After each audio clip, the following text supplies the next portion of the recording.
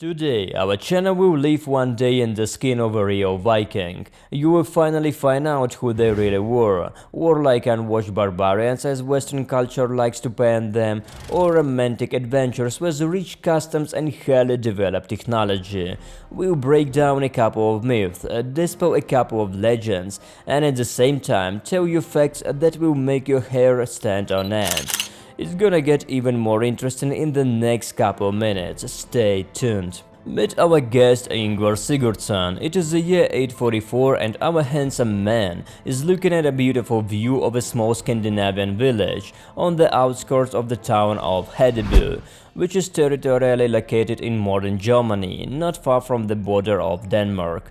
Briefly define who the Vikings are. In a narrow sense, they sea robbers and the period from the 8th to the 11th century AD, raiding all over the world. This is not a metaphor, for it's documented that the Vikings visited Persia and Africa on the one hand, and the New World on the other.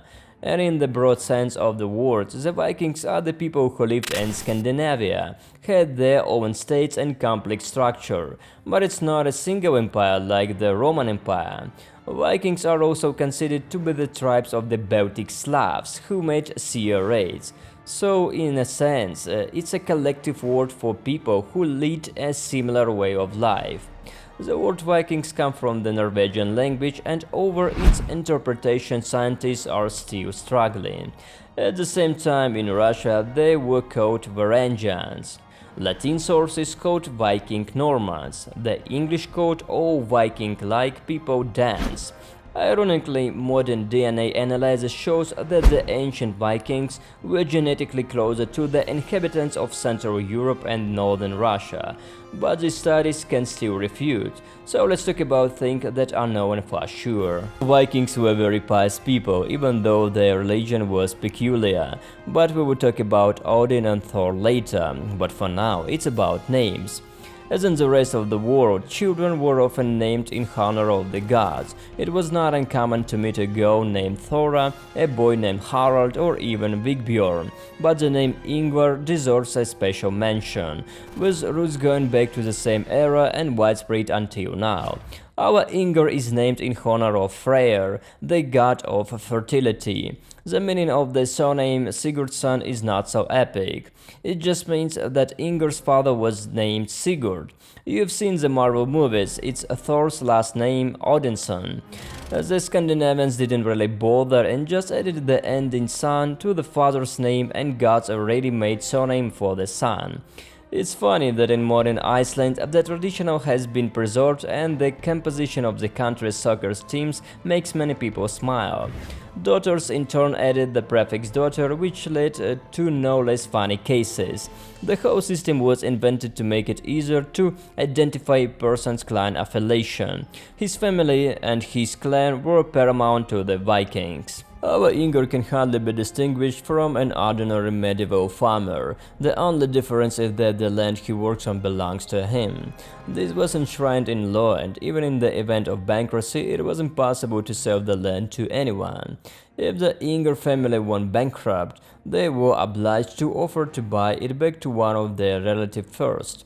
This largely helped the Vikings not to slip into the feudal European mud. Most often Vikings settled in families and several generations lived together, in which case a long wooden house was built. It was divided into rooms and the family gathered together around the hearth for cooking or sitting. The rest of the time the Viking life was very dull. Sheep, barley, oats, cultivation and maintenance of good things were all done alternately to survive. Here we come to the first myth, born of soap operas and Christian propaganda. In the series, Vikings can often see how the Scandinavians chop each other left and right. This is a lie. There were no explicit laws in the Viking villages, but in the vast majority of the territory for unjustified murder at best threatened banishment, and at worst you would go to Odin following them murdered. The second detail that the movie has treated well and many books not so much is the role of women. Here the Vikings hold up well, for the Scandinavian people were one of the first in history to come up with true equality and marriage contracts. Our Inger Sigurdsson has a fiancée, Astrid. She lives in a neighboring village and the couple love each other. But unlike in Europe, the chosen one was chosen not so much by her husband and she was by him. No matter how much money a guy had, no matter what influential family he came from, if behind the back of the groom doesn't have an impressive biography of military campaigns and bravery, there will be no wedding. On paper, the Vikings were particularly, and the final decision for the girl was made by the head of the family, but in fact without the consent of the girl, didn't let go of any of the fathers or older brothers. The reason is simple: a Viking wife is not just a toy, it's a person who will watch over the family estate, while the husband can spend a lot of months and even years in campaigns, and in parallel to bring up children real warriors. The situation was exacerbated by the fact that yours was not a positive attribute. While in Europe people married at the age of 10, the Vikings preferred to make a union closer to 30. This is dictated by logical reasons. By definition, a man who lived to that age had a better chance of surviving on the campaign than an 18-year-old youth. Often concluded delayed marriages when the young were engaged, but the official wedding was played in a few years. Now, the movie of Vikings clearly conveyed another important detail. In the absence of a husband, women could easily lead the campaign, taken in the hands of a sword, for the Vikings were a truly equal society. Now let's talk about what you've all been waiting for, Conquest. It is the year 844 and Denmark is ruled by Ragnar Lothbrok, the main character of the Viking movie. The movie exaggerated Ragnar's story. In reality, he wasn't an ordinary Viking, but the son of Sigurd the Ring, the past ruler of Denmark. His official title, Konung, which by European standards translates as a king. Note that there is no reliable information about the existence of the guy. However, other historical facts are in evidence. For example, the conquest of Paris by the Vikings. In short, the mechanism of any campaign was the same. Our Inger raises ship and meets a messenger from another village, summoning people to the campaign. Inger, along with the other combat-ready villagers, packs loads into a ship and follows the ruler. In our case, we're talking about a large-scale Viking invasion of France. In those days, it was just an ordinary Tuesday. Back in 789, the Vikings attacked the town of Dorset in England, successfully sacking it. In 800, the Vikings mastered the Shetland Islands, and in 844, they plundered Lisbon, the capital of Portugal. Such raids in Europe were used to, and unfortunately everything is true here. Christian propaganda didn't vilify the Vikings. They really burnt whole villages, devastating them to the last drop of grain. In the Latin languages, there was even a common prayer that began with the words, "God save us from the wrath of the savage people of the Normans living in the north." It was said when Viking ships were on the horizon and preparing for battle. There is a theory that is to the Vikings we owe the emergence of states in the modern form. After the fall of Rome, there was hell to pay in Europe. But in the face of the Scandinavian threat, rulers structured life, logistics and village defenses, just so they could defend themselves against them. But back to the year 845, Inger Sigurdsson along with a couple thousand warriors led by Ragnar Lothbrok marches on Paris, and before we get started, let's dispel a couple stereotypes. Some movies show the Vikings as untrained barbarians behaving like brigands. About 50% of the time that was true, but only 50%. After all, the Vikings weren't bad tacticians, for it's no coincidence that they managed to kick the asses of British, French and other regular armies. Konung Ragnar kept a whole spy service for intelligence, and he made it a rule among the Vikings not to burn villages, but to take ransoms. The logic was simple. In this case, in a couple of years, you can return to the same place and earn again. The guys went to Paris according to the same scheme. We didn't in vain took the event shown in the TV series as an example. was the TV movie showed it incorrectly. The Vikings arranged a fake death of the leader Ragnar and under the guise of a funeral procession penetrated into Paris.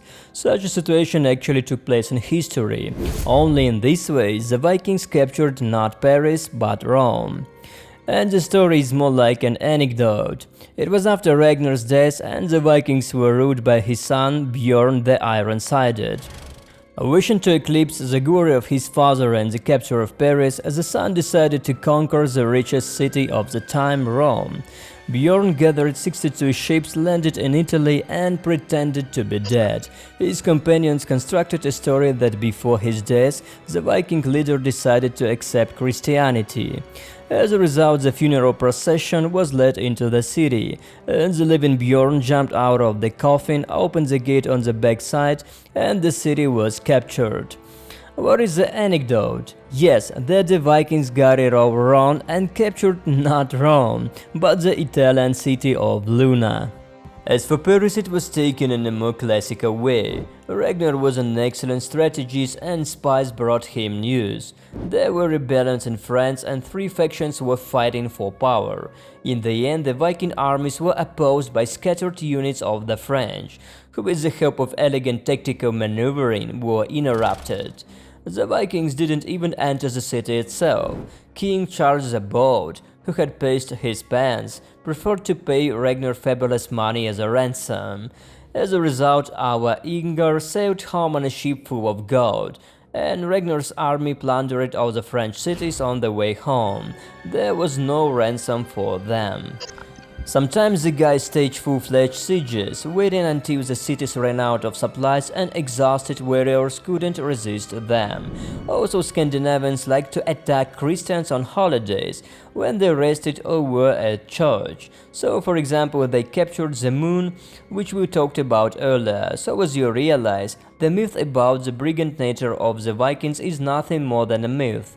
Otherwise, they wouldn't have conquered half of Europe. Another common myth is the Vikings' lack of hygiene. Christian propaganda painted them as unwashed and smelly. Because of this, the popular TV movies is criticized, and because their Scandinavians look like top models. So of course it was not. However, the Vikings were friends with hygiene. Our Ingar even had a special comb for the birds. They are found in packs on the sites of excavation of cities. According to English chronicler of the 13th century named John, they easily seduced English women, for they were neatly combed and washed on Saturdays. For medieval Europe, this is a real nonsense. Ahead of our Ingar's second campaign in France, which was less successful, half of the army died of dysentery and retaking Paris was not possible. But colonizing Iceland and Greenland worked out very well. There is documentary evidence of Viking settlements on these lands, and a little later in 1000s, Leif Erikson landed in Newfoundland, which is located on the territory of modern Canada. After rounding Greenland, the Vikings long before Columbus landed in North America, for which there is evidence in the saga of Eric the Red. There is much more tale about the life of our Ingar. Viking, for example, adored cats, which were hated in Europe inquisitors in the Middle Ages, even burned them, and Scandinavians on the contrary took care and fed them. Also, our Vikings worshipped Thor more than Odin, and they didn't wear any helmets with horns.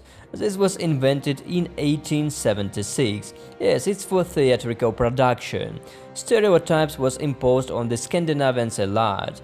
They had developed both craft and blacksmithing. Briefly, we talked about the life of these warlike berserkers. My friends, thank you all for watching. Subscribe to the channel, like this video, and then we'll see you in the next video.